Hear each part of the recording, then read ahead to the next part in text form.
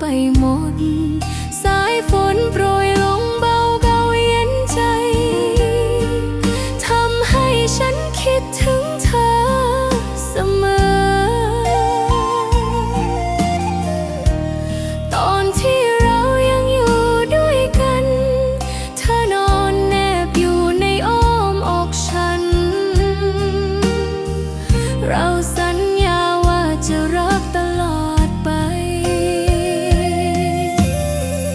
ทำไมฟ้าดูเต็มไปด้วยดวงดาว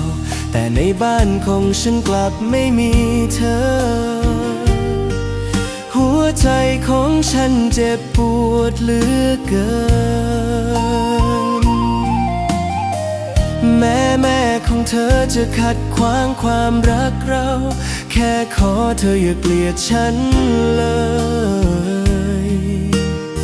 ฉันคือร่างกายส่วนเธอคือลมหายใจใบไม้เล็กไงใบไม้พริ้วไหวเย็นสบายเสียงนกเสียงแมลงร้องเพลงเศร้าเบา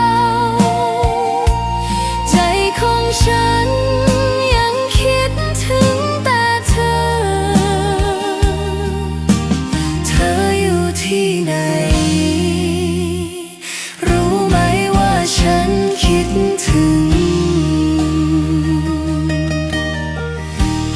เธอไม่กลับมารักฉัน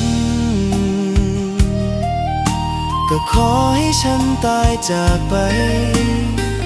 จะไปอยู่ในสวรรค์เบื้องบนผ่านทางแห่งน้ำตาอาลัย